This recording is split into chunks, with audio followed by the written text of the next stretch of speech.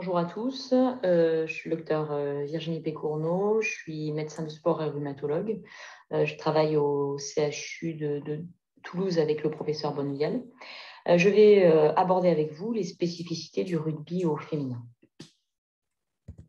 Comme vous pouvez l'imaginer, le rugby féminin a beaucoup de similitudes avec le rugby masculin, mais nous allons voir ensemble certaines spécificités. J'ai quant à moi suivi en tant que deuxième médecin l'équipe de France de rugby à 7 pendant quelques années et donc je vais m'intéresser un peu plus à cette discipline. Nous aborderons ensemble le type de blessure, les paramètres anthropométriques, les capacités musculaires et cardio-respiratoires et bien évidemment leurs différences, l'impact des facteurs hormonaux sur les blessures et bien évidemment tout ce que cela peut entraîner sur le plan de la prévention de ces dernières et du contenu de l'entraînement. Alors, je vous ai remis le rapport en fait, des blessures de World Rugby sur l'année 2017-2018. L'incidence est à peu près similaire au niveau des hommes et des femmes en termes de blessures, que ce soit sur les avants ou sur les arrières. La sévérité des blessures chez la joueuse est à peu près similaire à celle des joueurs. Nous notons un arrêt sportif moyen de 30 jours. Et également un arrêt plus long d'environ 7 jours par rapport aux hommes. Au cours du temps, nous pouvons remarquer qu'il existe une augmentation de la sévérité modérée importante, probablement liée à la professionnalisation et aux augmentations des capacités cardio-respiratoires et musculaires de ces joueuses. Si nous nous intéressons aux localisations, bien évidemment, les localisations des blessures les plus fréquentes sont au niveau des membres inférieurs. Nous voyons arriver ensuite tête et cou et enfin membres supérieurs.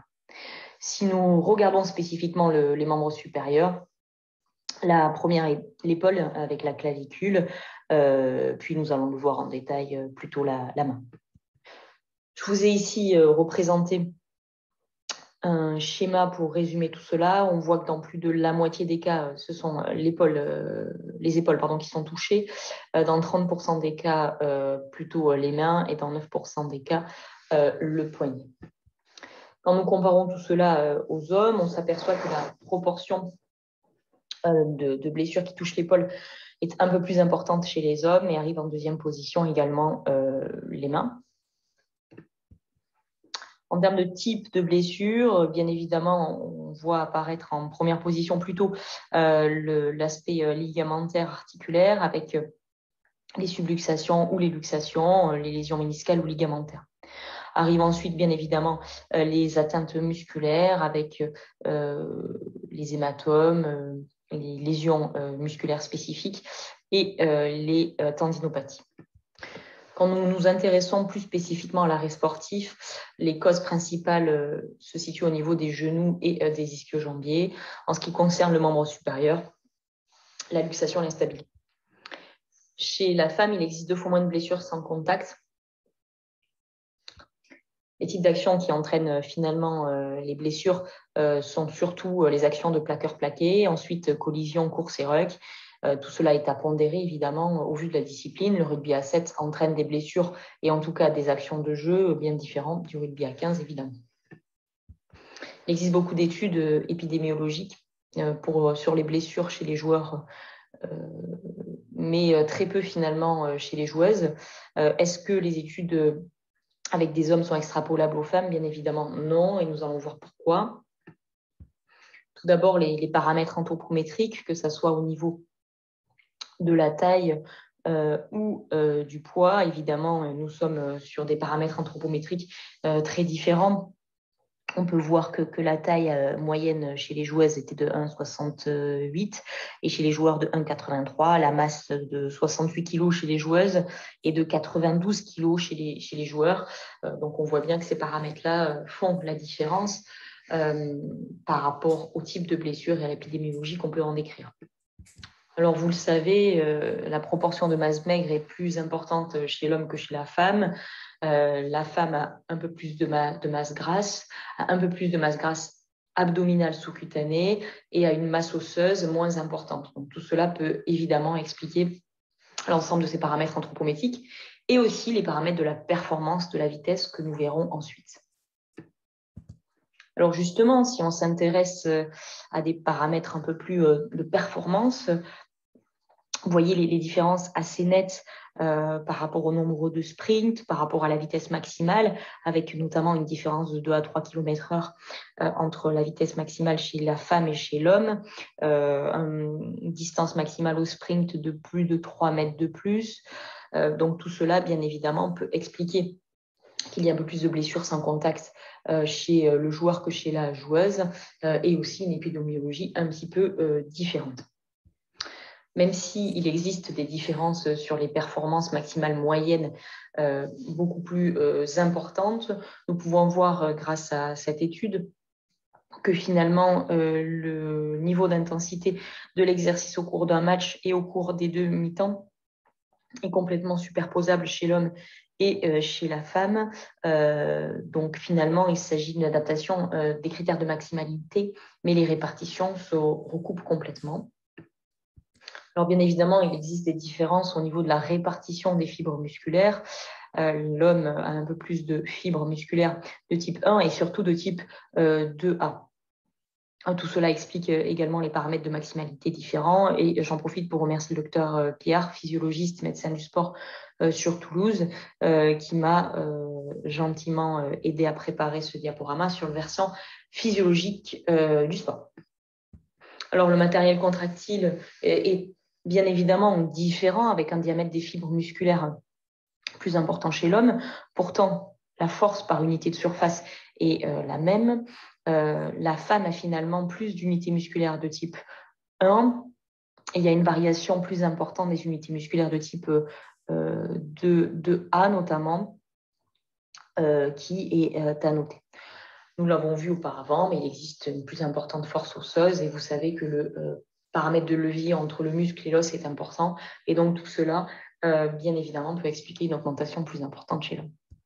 Enfin, sur des paramètres de métabolisme aérobie, il est évident que l'homme a des paramètres de volémie plus importants, un volume d'éjection systolique plus important, très souvent lié à un cœur qui est un peu plus important parce qu'il est plus grand, un pourcentage de masse musculaire bien évidemment plus important, une consommation maximale d'oxygène plus importante et donc des capacités de thermocoagulation plus importantes.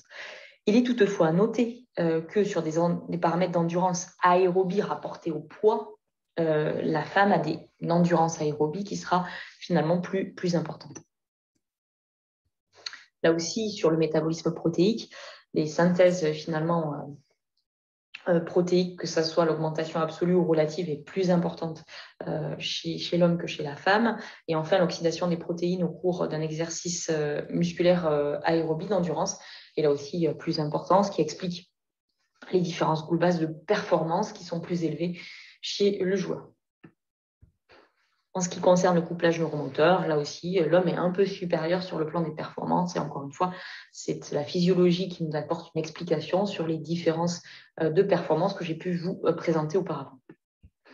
La réponse à l'entraînement par rapport à l'étirement, donc la mise en jeu du réflexe myotatique, nous ne la connaissons pas encore et nous ne savons pas réellement les différences hommes et femmes qu'il peut y avoir à ce niveau. Ce que nous savons par contre, c'est qu'il y a une différence d'élasticité, de viscosité, que le collagène a une proportion qui va être vraiment différente selon l'homme et la femme. Et donc, l'élasticité sera plus importante chez la femme. Et ça, c'est bien connu avec des paramètres de laxité un peu plus importants. Alors justement, nous venons de voir les paramètres de collagène différents, mais nous connaissons très bien les risques plus importants qu'ont les sportifs féminines quant au risque de rupture, notamment du ligament croisé antérieur. Nous connaissons également la laxité plus importante au niveau du genou chez la femme sportive. Et donc, j'ai repris cette méta-analyse assez récente qui reprend l'ensemble des effets du cycle menstruel finalement sur les blessures ligamentaires au niveau du genou et la laxité. Grâce à la mise en corrélation du risque de blessure du ligament croisé antérieur et les phases du cycle menstruel, nous pouvons voir, grâce à ce schéma, qu'il existe une nette augmentation du risque dans la phase folliculaire et au niveau de l'ovulation, mais finalement peu de risque au niveau de la phase lutéale. Si nous nous intéressons plutôt aux études qui ont essayé de mettre en corrélation la laxité ligamentaire entre les deux phases folliculaires et ovulatoire, nous pouvons voir grâce à cette méta-analyse qu'il existe une légère augmentation de la laxité dans la phase ovulatoire. Nous voyons également que plus le taux d'estradiol est élevé, finalement, plus la laxité mesurée est importante. Justement, en mai dernier, une étude qui comparait certains facteurs de risque intrinsèques de blessures au niveau de l'épaule par rapport aux 3 phases du cycle menstruel a été publiée. Elle concernait des athlètes collégiennes. Elle concernait finalement 15 collégiennes, 3 phases du cycle, folliculaire, ovulation, lutéale.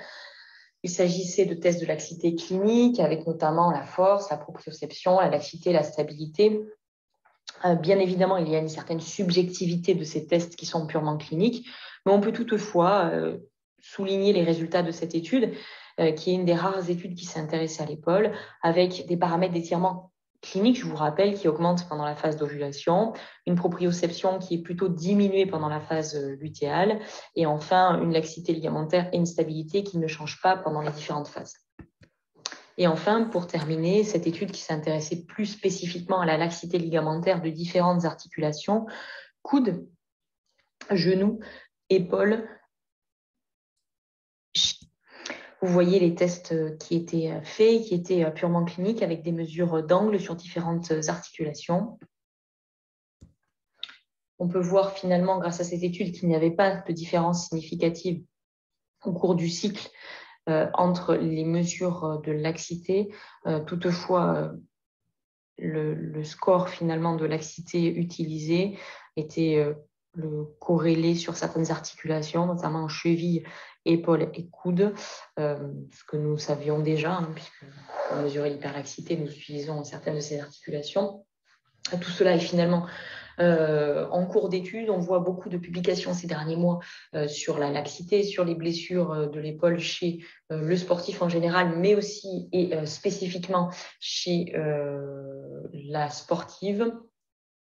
Bien évidemment, tout cela mériterait bien plus d'études cliniques et physiopathologiques, comme cela a été fait sur le ligament croisé antérieur. Pour conclure, il y a des similitudes, mais il y a aussi des différences dans le rugby féminin. Les blessures sont plus d'origine finalement ligamentaire, il y a moins de lésions musculaires. Cela concerne surtout le genou et l'épaule. L'arrêt sportif est plus long d'environ une semaine que chez le joueur. Il existe des spécificités physiologiques et hormonales qui peuvent expliquer ces différences de type de blessure et d'arrêt sportif. Bien évidemment, il existe une nécessité très franche d'adapter notre entraînement et notre encadrement de ces joueuses pour prévenir au mieux le risque de blessure et permettre une reprise la plus rapide possible. Je vous remercie pour votre attention.